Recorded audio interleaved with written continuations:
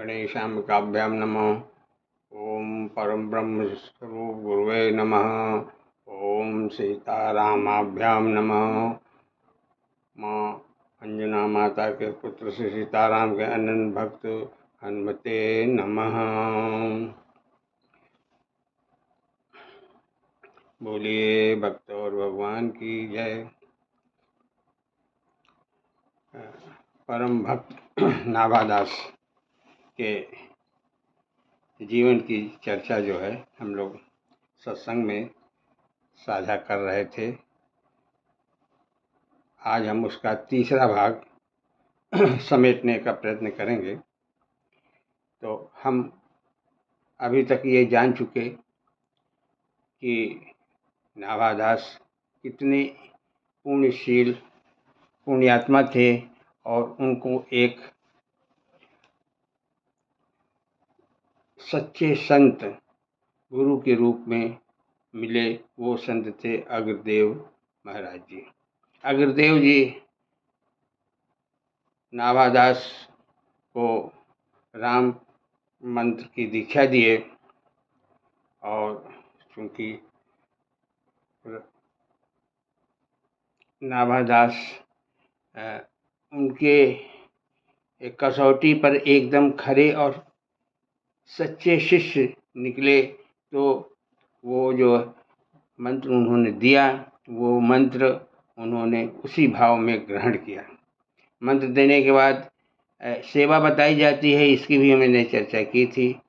तो उनके गुरु अग्रदेव जी ने सेवा जो बताई वो इस प्रकार थी कि नाभादास तुम जो है संतों की सेवा करो, हमारे आश्रम में जो भी संत आएं उनकी सेवा करो।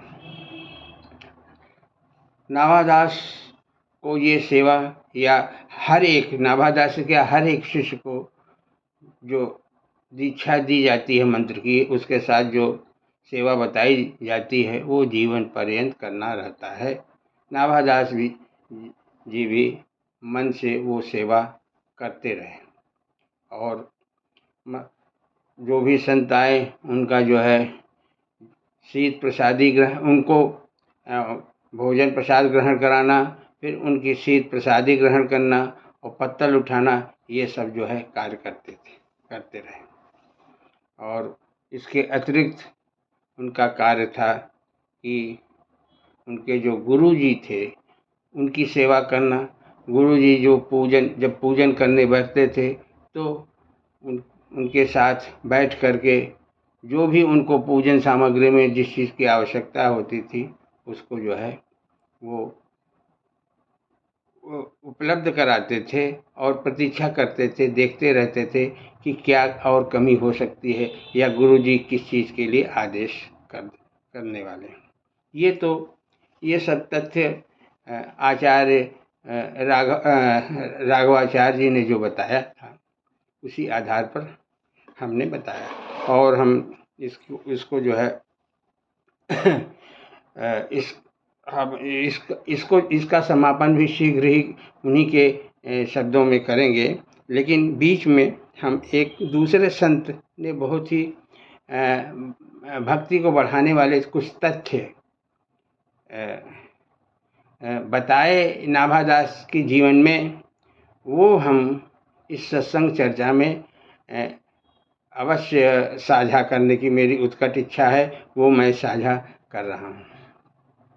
उन संत जी का नाम तो मुझे नहीं मिल पाया, लेकिन जो बातें उन्होंने बताई वो उसको सुनने से निश्चित रूप से आनंद भी आएगा और भक्ति की भावना जागृत होगी। उन संत जी ने बताया कि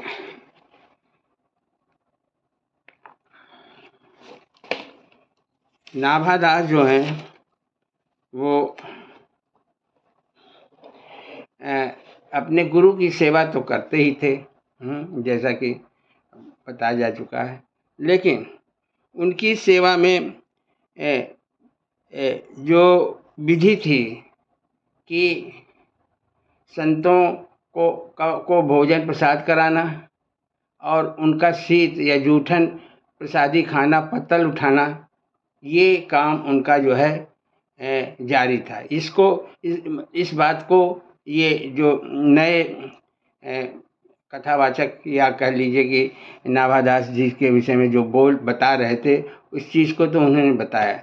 उसके आगे वो कहते हैं कि ये जो संतों की सेवा करते करते, उनकी जूठन शीत प्रसादी खाते खाते, पत्तल उठाते उठाते नाभादास का हृदय कब जो है कुंजवन बन गया और उसमें प्रिया और प्रियतम रहने लगे, माँ सीता और रामचंद्र जी रहने लगे, उनको पता ही नहीं लगा। ये उस सेवा का फल था जो मंत्र दीक्षा के बाद जीवन पर्यंत उनको करनी थी। तो ये सेवा जो है, इस सेवा का उन्होंने जो है सबसे बड़ी प्राप्ति ये हुई कि उनका मन ही जो है भगवान का आश्रय बन गया। अच्छा, ये मन का भगवान का आश्रय बनना ही जीवन का एक या साधना का सर्वोत्कृष्ट रूप है। लेकिन ये बनता कैसे है, ये उन्होंने महाराज जी ने बताया कि 3 प्रकार की ठाकुर जी की या इष्ट की सेवा होती है। उसमें तन की सेवा, तनजा और वित्तजा और मनजा। तनजा सेवा का मतलब प्रतिदिन, तनजा सेवा और वित्तजा सेवा इंसान को तब तक करनी चाहिए जब तक कि मनसा सेवा की अनुभूति न होने लगे। तनजा सेवा में आती है कि ठाकुर जी को नहलाना धुलाना, उनका पूजन करना, स्तुति करना, उनको भोग लगाना आदि। और वित्तजा सेवा में होता है कि वित्त अर्थात धन खर्च करके ठाकुर जी के जो है श्रृंगार की वस्तुएं लाना और उनके भोग में भोग में सामान खरीद के लाना, उनके आसन आदि का जो है व्यवस्था करना, ये वित्तजा सेवा है। ये हर एक साधक को करना चाहिए। और कब तक करना चाहिए, जब तक कि उसे मनसा सेवा की आदत न पड़ जाए या मनसा सेवा जो है उनके ऊपर घटित न होने लगे। तो महाराज जी जो ये सुना रहे थे बात, तो बताया उन्होंने कि मनसा सेवा का मतलब ये है कि मन जब हमारे इष्ट में लय हो जाए, उनकी लीला में लय हो जाए, उनकी सेवा में लय हो जाए, बाहरी कोई उसमें उपक्रम नहीं होता है कि हम जो है वास्तविक मूर्ति को नहला रहे हैं, धुला रहे हैं, ठाकुर जी की सेवा कर रहे हैं। ये सब मानसिक स्तर पे सब कार्य होने लगता है। उसमें लीला में आनंद लेना और जो है भगवान के सुख में सुखी महसूस करना, भगवान के ऊपर अगर कोई कष्ट लीला में दिखाई पड़े तो उसमें दुख की अनुभूति होना, ये सब जो है उस मनसा सेवा का लक्षण है। दूसरी एक बात जो उन्होंने बहुत रहस्य नई और भक्ति बढ़ाने वाली बात बताई कि जैसे राधा जी की कई सखियां थीं, तो उसमें उसी तरह से सीता जी की भी कई सखियां थीं और सबसे प्रधान सखी थी चंद्रकला। और महाराज अग्रदेव जी जो नाभादास के गुरु थे, वो सीता जी की सखी चंद्रकला का ही अवतार थे। तो कितना जो है संजोग या लीला किस तरह से घटित होती है और भाग्यवान लोग कैसे जो है ऐसा ये लीला सुनने को मिल जाता है। ये तो मैं कहूँगा कि हमारा सौभाग्य है कि ये लीला जो है पढ़ने सुनने को मुझे मिली और ये सौभाग्य हमारा है कि मैं साझा भी कर रहा हूँ। तो इस तरह से जो है चंद्रकला जो माँ सीता की जो प्रधान सखी थी, उन्हीं का स्वरूप ये अग्रदेव महाराज जो संत थे, जिन्होंने नाभादास को दीक्षा मंत्र दीक्षा दी और सेवा बताई, तो ये कितना जो है उत्कृष्ट और गोपनीय और आनंददायक विषय रहा।